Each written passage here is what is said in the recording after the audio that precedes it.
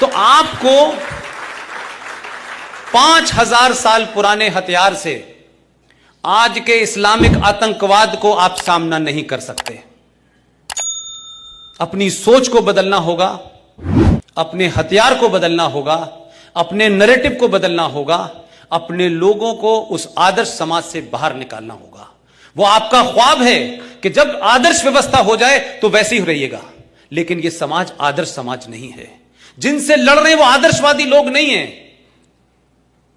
एक आपकी राज्य का शहर है मुंबई, वहां भी बहुत सारे लोगों को डर लगता है। उसमें से एक शायर हैं जिनके मेरे बड़े भाई उनके क्लासमेट रह चुके हैं। उन्होंने अभी यकायक एक बयान दे दिया। वो बयान दिया उन्होंने जब श्रीलंका के अंदर हमला हो गया और श्रीलंका में मरने वाले का धर्म दूसरा था, तो उनको संकट लगा कि तो वर्ल्ड पॉलिटिक्स में मुश्किल हो जाएगी। तो जब वहां पे बुर्के पे बैन लगाया तो हमारे यहां भी मंचलों ने कहा साहब बुर्के पे बैन लगना चाहिए। वैसे वो बगैर बुर्के भी रहे तो उससे कोई फर्क नहीं पड़ने वाला, लेकिन फौरन कह दिया साहब कि बुर्के पे बैन लगना चाहिए। तो वो पढ़े लिखे बोले, वैसे वो कहते मैं अथीस्ट हूं, मैं नहीं मानता, वो अथीस्ट हैं। उन्होंने फौरन बयान दे दिया शाम को कि साहब बुर्के पे लगेगा तो घूंघट पे भी लगना चाहिए, ये कहा उन्होंने। लेकिन आप में से किसी ने नहीं कहा। मैं तो इंदौर में कह के आया, पूरी ताकत से कह के आया, माफ करिएगा, कुरान मजीद के किसी पन्ने पे बुर्के का जिक्र नहीं है। और हमारे घूंघट पे तुम जब सवाल उठाओ तो ये ध्यान रखना कि हिंदुओं में घूंघट की परंपरा नहीं है। ये आप 700 साल पहले जब आए थे तो आपकी वैसी आंखों में जो सपना था उसको रोकने के लिए औरतों ने घूंघट गाया। हमारी परंपरा नहीं है, हमारे शास्त्रों में नहीं है ये।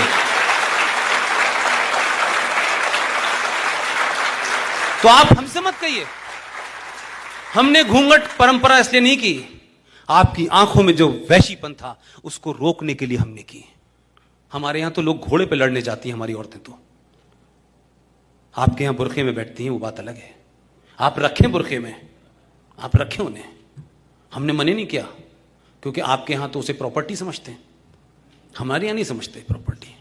लिहाजा बहुत सारे लोग जब कोई भी नैरेटिव कहते हैं तो काउंटर नैरेटिव कीजिए, आप उनको कॉर्नर कीजिए।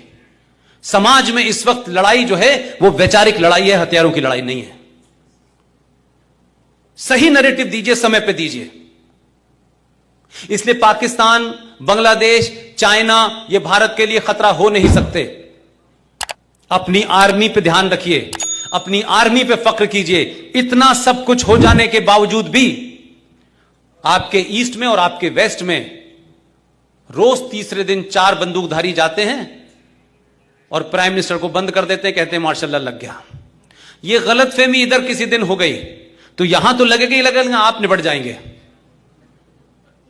इसलिए इस बात का ध्यान रखें कि आपकी आर्मी फाइनेस्ट आर्मी है, क्योंकि आपकी आर्मी तो कई सारे काम करती है। कश्मीर में बाढ़ आ जाती है तो हुर्रियत के लीडर को भी बचाती है। वो अपने धर्म से नहीं हटती, उसको इस बात की चिंता नहीं होती कि ये गद्दार है, इसको मार देना चाहिए। उसका काम है वो अपना मैंडेट पूरा करती है, और आज भी सरकार ये हो या वो हो करती उसके अंडर में काम है। लेकिन चाइना, बांग्लादेश, पाकिस्तान, अमेरिका, दुनिया के किसी मुल्क को ले लीजिए, मेरा अपना जाती 12 साल का एक्सपीरियंस ये कहता है, इस मुल्क को, इस देश के अंदर करोड़ों गद्दारों से खतरा है, पाकिस्तान से खतरा नहीं है।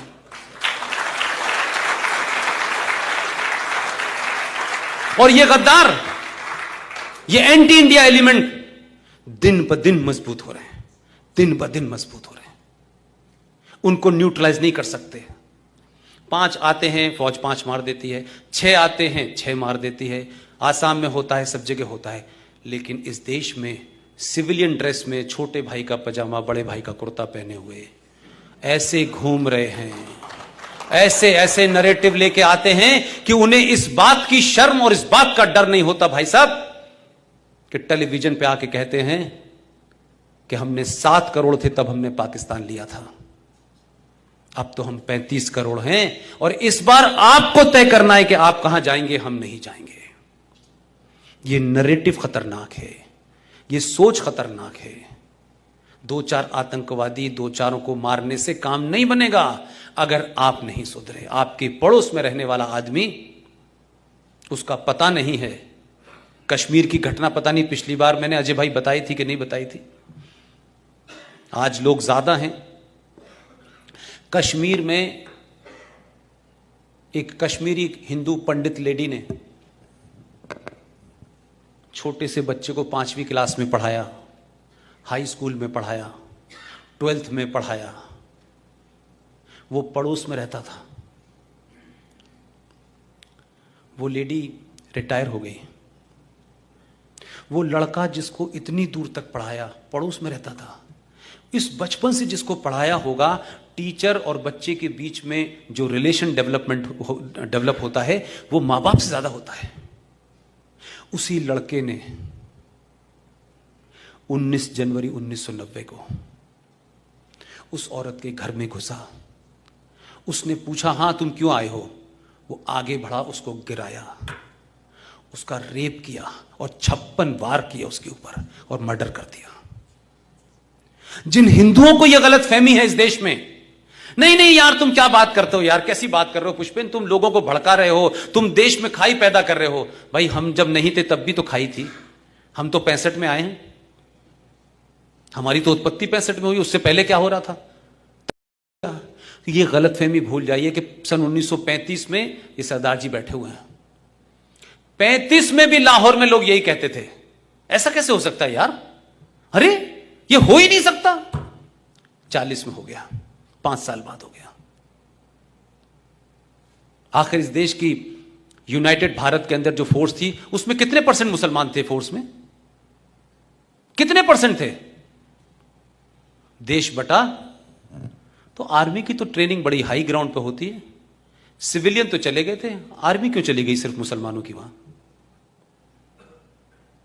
ऐसा क्यों हुआ भाई? और आप कहते हैं कि हमारे ऊपर यकीन नहीं किया जाता।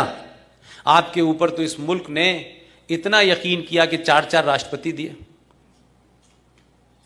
1 उपराष्ट्रपति दिया, जजेस दिए। लेकिन एक घटना का जिक्र मैं इसलिए कर रहा हूं। 2 दिसंबर 1989 देश में वीपी सिंह की सरकार थी। उस सरकार ने भारत में पहली बार किसी मुसलमान को गृह मंत्री बनाया। उसने 2 दिसंबर 1989 में शपथ ली। जरा घटनाओं को देखिए आप। I am wrong? पक्का? 2 दिसंबर को शपथ ली, 8 दिसंबर को बेटी गायब हो गई। महबूबा मुफ्ती की बहन रुबैया सईद का किडनैप हो गया। और किसने किया? JKLF ने, जिसका चीफ अब दिल्ली के एक हॉस्पिटल में है। 2 दिसंबर में शपथ और 8 दिसंबर को किडनैप और 10 दिन बाद छूट गई। 4 बड़े आतंकवादियों को अंतर्राष्ट्रीय तो उनको छोड़ दिया। और यह सिलसिला क्या चला कि उसी दौरान में गुलाम नबी आजाद के घर से बच्चा गायब हो गया, वो भी मिल गया, 27 लोगों को छोड़ दिया। फिर एक और कांग्रेसी थे सेकुलर, जिन्होंने अटल जी की सरकार में वोट नहीं दिया था। 1 वोट से सरकार गिर गई थी आपकी। उनके घर भी कोई गायब हो गया, उसको भी छोड़ दिया, 7 आतंकवादी छूट गया। और आप सोचिए कि 2 दिसंबर को वो आदमी शपथ लेता है, 2 दिसंबर 1989, और 19 जनवरी 1990 में पूरी दुनिया का सबसे बड़ा हादसा पूरे भारत में होता है। लेकिन किसी को अंदाजा नहीं था कि यह आदमी उस हादसे का मास्टरमाइंड था। 19 जनवरी 1990 को कश्मीर से 5 लाख कश्मीरी हिंदू पंडितों को रेप और मर्डर करके भागने पर मजबूर कर दिया गया। इसी गृह मंत्री से कोई अखबार उठा के देख लीजिए, वर्नाकुलर मीडिया का भी देख लीजिए और टेलीविजन को भी देख लीजिए और अंग्रेजी अखबारों को भी देख लीजिए, किसी ने इसके बारे में लिखा हो। 5 लाख कश्मीरी हिंदू पंडित अपने ही देश में माइग्रेंट बन गए हैं, इसकी चिंता नहीं है। लेकिन क्या हमारे देश की ट्रेजेडी है? रोहिंग्या मुसलमानों के लिए उस वक्त मैं जयपुर में था, एक जुलूस निकला, लाठी चार्ज हुआ। जो लोग निकाल रहे थे वो भारत के मुसलमान थे, जो भारत से हुब्बुल वतनी की बात करते हैं, जो कहते हैं कि कुरान के हिसाब से हुब्बुल वतनी हमारे अंदर है और हमारी हुब्बुल वतनी यानी हमारी देश के प्रति जो हमारा निष्ठा है उसको चैलेंज मत कीजिए। जुलूस निकालने वाले मुसलमान थे। जयपुर के शहर का बीच का सबसे बड़ा चौराहे पे जो थाना था उसको आग लगा दी गई। उनके लिए पूरे हिंदुस्तान में मुझे कोई एक जुलूस, एक धरना बता दें जिसमें हिंदुस्तान के मुसलमानों ने कहा हो कि 5 लाख कश्मीरी हिंदू पंडितों को उनके अपने ही देश में और उसी राज्य का गृह मंत्री हो और उनको धर्म की वजह से निकाला गया, उनकी आइडेंटिटी की वजह से निकाला गया। एक कोई मुझे सेमिनार बता दें, मैं अपने शब्द कुतुब मीनार पे खड़े होकर कहूंगा मुझसे गलती हो गई। एक नहीं हुआ, एक कहीं मैंने गंगा जमुना तहजीब नजर नहीं आई, कहीं भाईचारा नहीं, झूठ और मक्कारी के लिए भी किसी ने कोई धरना प्रदर्शन नहीं किया भाई साहब। लेकिन क्या हो रहा है रोहिंग्या के लिए? जिस जम्मू कश्मीर में आर्टिकल 35 होने के कारण जम्मू कश्मीर में भारत का नागरिक न वहां रह सकता है, न जमीन खरीद सकता है, न कारोबार कर सकता है, न उस राज्य की कोई आपको फैसिलिटीज मिल सकती है, न वहां विधानसभा का चुनाव लड़ सकता है, न वोट डाल सकता है। उस जम्मू कश्मीर में 2008 से लेकर 2019 तक 98,000 मुसलमान बर्मा से जो आए थे उनके पास आधार कार्ड भी है, उनके पास राशन कार्ड भी है। यह खतरा है इस देश के लिए, यह खतरे महत्वपूर्ण हैं। क्या आपको पता ही नहीं चल रहा कि धीरे धीरे हो क्या गया? हम कहां खड़े थे जब हमने देखा तो इतनी भीड़ है कि अब हम कोशिश कर रहे हैं कि अब इनको एडजस्ट कर लें। तो आप तो 700 साल से एडजस्ट ही कर रहे थे भाई साहब। 700 साल पहले भी आपने इसी आदर्शवाद के चलते यह हालत हो गई कि आप जैसे को चंद गुंडे आए थे, कोई करोड़ों की फौज नहीं आई थी, उन्होंने गुलाम बना के रखा आपको। 700 साल तक आपकी नस्लें दर नस्लें बिगड़ गई, किसी ने सवाल नहीं पूछा। अभी तो 70 साल की कहानी है, हमने 70 साल में भी कुछ नहीं सीखा। लिहाजा इस देश में आंतरिक खतरों में ऐसे खतरे हैं जो शायद आप महसूस नहीं कर पा रहे, लेकिन लगातार हैं।